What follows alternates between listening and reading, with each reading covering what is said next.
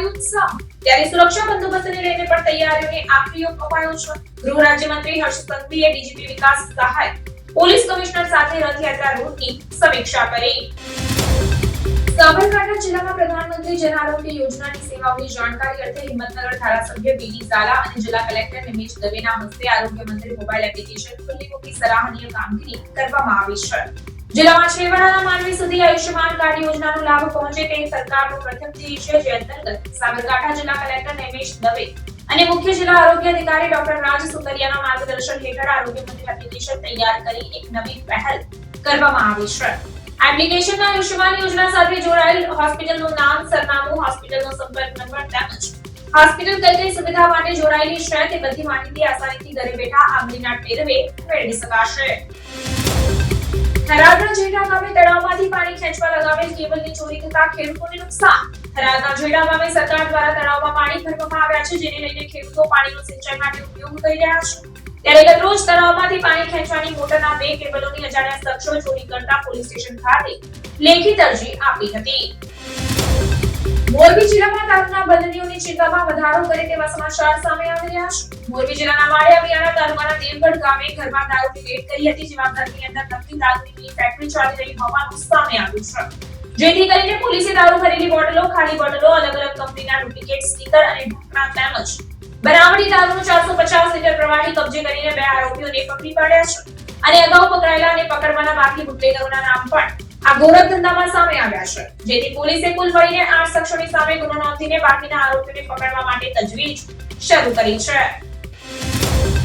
સુરતના પાંડેસરા જીઆઈડીસીમાં આવેલી અન્નપૂર્ણા મિલમાં આગનો બનાવ સામે આવ્યો છે। આગની ઘટના બનતા જ અલગ અલગ ફાયર સ્ટેશનની ગાડીઓ ઘટના સ્થળે પહોંચી હતી। આગે ધીરે ધીરે વિકરાળ સ્વરૂપ ધારણ કરતા ધુમાડાના ગોટે ગોટા દૂર દૂર સુધી જોવા મળ્યા હતા। નાઇન મિલ હોવાના કારણે જે રો મટીરીયલ છે તે પણ ખૂબ જ જ્વલંતશીલ હોય છે, જેથી જોત જોતામાં આગ ખૂબ જ પ્રસરી ગઈ હતી। જો કે આગની ઘટનામાં કોઈ મોટી જાનહાનિ થઈ નથી। શક્તિ ભક્તિ અને આસ્થાનું ત્રિવેણી સંગમ એટલે જગવિખ્યાત યાત્રાધામ અંબાજી ગુજરાત અને રાજસ્થાનની સરહદ પર આવેલું છે। અંબાજી દેશના 51 શક્તિપીઠમાં અધિશક્તિપીઠ તરીકે ઓળખાય છે। અંબાજી મંદિર પર નાના મોટા 358 સુવર્ણ કળશ લાગેલા હોય ત્યારે આ મંદિર ગોલ્ડન ટેમ્પલ તરીકે પણ ઓળખ ધરાવે છે। આજે અષાઢ સુદ એકમથી દેશભરમાં ગુપ્ત નવરાત્રીનો પ્રારંભ થયો છે, ત્યારે ગુજરાતના સૌથી મોટા શક્તિપીઠ અંબાજી મંદિર ખાતે પણ માઈ ભક્તો મોટી સંખ્યામાં દર્શન કરવા આવ્યા હતા અને દર્શન કરીને ધન્યતા અનુભવી હતી। અંબાજી મંદિરની હવનશાળામાં માઈ ભક્તો હવન કરતા જોવા મળ્યા હતા અને બ્રાહ્મણો પૂજન અર્ચન કરતા જોવા મળ્યા। વડોદરા શહેર ભાજપ દ્વારા યુનિવર્સિટીના એફએમ બિલ્ડિંગમાં આવેલ દીપ ઓડિટોરિયમ ખાતેથી જળ સંચય અભિયાનનો પ્રારંભ કરવામાં આવ્યો છે, જેમાં નિષ્ણાતો દ્વારા જળ સંચય કઈ રીતે કરી શકાય તે માટે ઉપાય બતાવવામાં આવ્યા હતા। સાથે શહેરમાં પાણીની સમસ્યાના વૈજ્ઞાનિક ઉપાય માટે એમએસ યુનિવર્સિટીમાં એસોસિએટ પ્રોફેસર અને ક્લાઇમેટ ચેન્જ રિસર્ચ સંસ્થાના નિર્દેશક દ્વારા પોતાના વિચારો રજૂ કરવામાં આવ્યા હતા। ગુજરાતમાં પણ અયોધ્યાની જેમ હરાવીશું, રાહુલ ગાંધીનો ભાજપને પડકાર। તેમણે આપણા કરેલી તોડ્યું, મેં વિચાર્યું કે તક પડી ગઈ છે, હવે આપણે તેમને પાઠ ભણાવવાનું છે। જે પ્રકારે તેમણે આપણું કરેલે તોડ્યું છે, આપણે તેમની સરકાર પૂર્વ જઈ રહ્યા છે। લોકસભામાં વિપક્ષ નેતા રાહુલ ગાંધી અમદાવાદ ખાતે ગુજરાત પ્રદેશ કોંગ્રેસ કાર્યાલય ખાતે ગુજરાત કોંગ્રેસના કાર્યકર્તાઓને સંબોધી રહ્યા હતા, ત્યારે તેમણે આ શબ્દો ઉચ્ચાર્યા હતા। સચિનના પાલીગામ ખાતે એકાએક બનેલી ઘટનાને કારણે ફાયર વિભાગ ફરીથી દોડતું થયું છે। પાલીગામ વિસ્તારમાં આવેલી 5 માળની ઇમારત એકાએક ધરાશાયી થઈ જતા આસપાસના વિસ્તારમાં ફફડાટ ફેલાયો છે। ઇમારત ધરાશાયી થવાની ઘટના બનતા ફાયર વિભાગ ઘટના સ્થળે પહોંચ્યું અને રેસ્ક્યુની કામગીરી શરૂ કરી છે।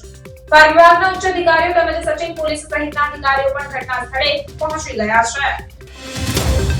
વડાપ્રધાન નરેન્દ્ર મોદીએ જગન્નાથજી મંદિર ખાતે 147મી રથયાત્રાને લઈને પ્રસાદ મોકલ્યો। આવતીકાલે ભગવાન જગન્નાથજીની રથયાત્રા નીકળશે, ત્યારે તેના પહેલા તમામ તૈયારીઓ શરૂ થઈ ગઈ છે।